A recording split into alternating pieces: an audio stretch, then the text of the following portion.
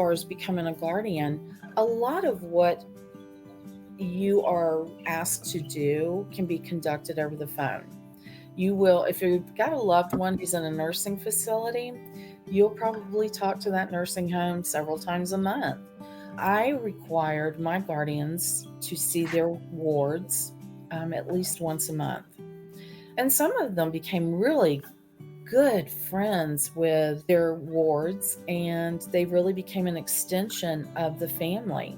Um, there were lasting relationships that came from those court appointments.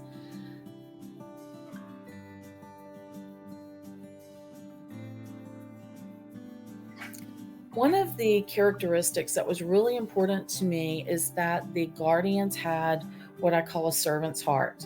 They really care about the disenfranchised, the forgotten. They really love mankind. They want to serve others who are less fortunate. And these people came from all walks of life, all different socioeconomic backgrounds. But they wanted to make a difference in the life of someone who was less fortunate than they did. And so, they may talk to the nursing home a few times a week, or a few times a month. They would see their guardian at least once a month. But it was really rewarding for me to see the personal fulfillment that the guardian had. Initially, when a guardian starts, they're nail biting, anxious, and they're like, what if I screw this up? What if I mess it up? And I always got a little humored by that, because once a court is involved, you're really as low as you can go. And once a probate has determined that you are incapacitated by mental or physical infirmity, you can only go up from there. Once you have a guardian appointed to you, it is their responsibility to make sure that you're receiving the food, the medications, the medical treatment, the socialization. And that may all sound daunting, but it's no different than what we do for ourselves.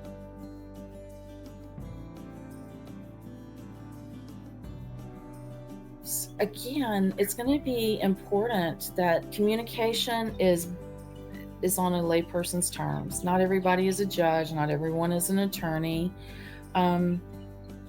It's important that we convey the need on a level that the average person understands.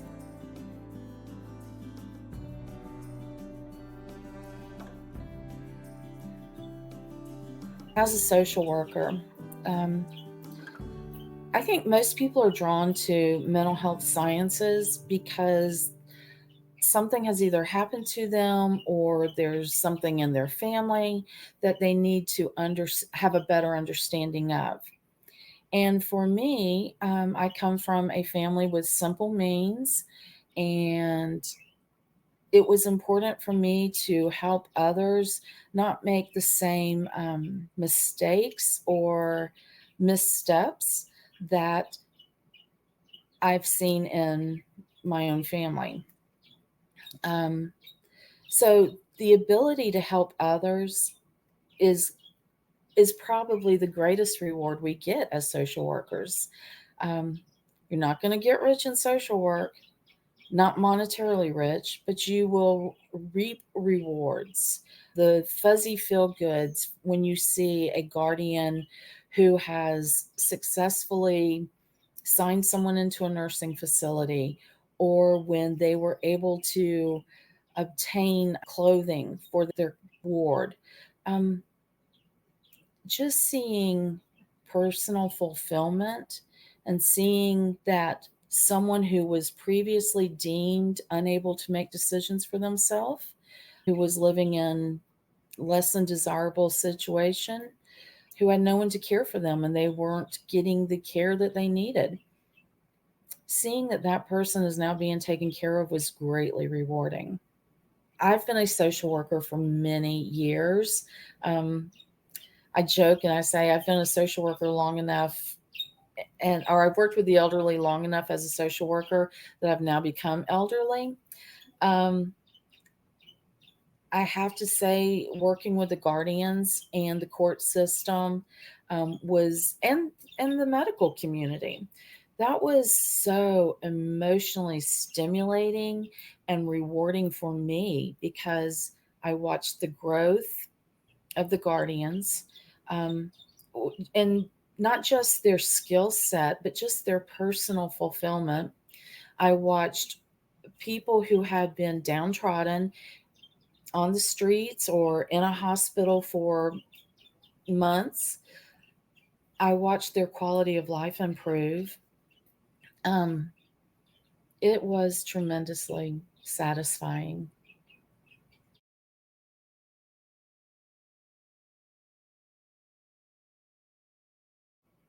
The challenge is not imposing your values on them. Um, it would be easy for someone to negate what the ward wants and just dictate what they think is best. But you still have to lend an ear and you still have to weigh the pros and cons of that individual's choice.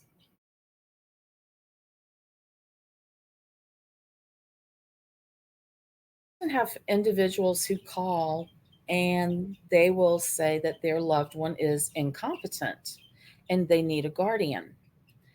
And there is a difference. Under Alabama law, an individual has to be incapacitated by mental or physical defect. Incapacitation can mean that they lack the mental capabilities to make safe decisions about their care. Physical incapacitation, they lack the ability to take care of themselves. Whereas incompetence is someone who lacks understanding, they lack the knowledge, um, but incompetence is not does not equate incapacitation.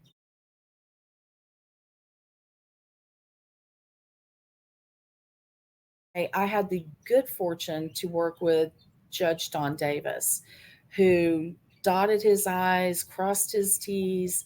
When one is taking the legal action of revoking someone's civil liberties, that's a serious act. And Judge Davis always gave great consideration.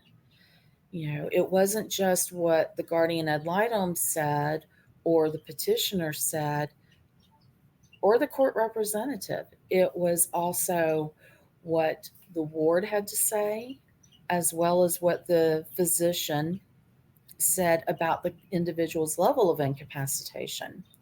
I think he weighed his decision making very heavily before he rendered his decision.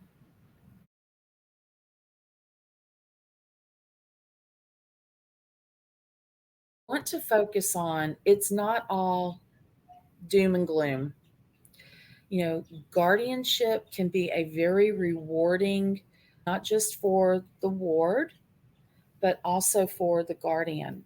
It can be a rewarding educational experience. It will enlighten somebody into the world of medicine as well as the legal process. Um, but it really allows a guardian to walk in the shoes of someone who has a rich story to tell and just no one to tell it to.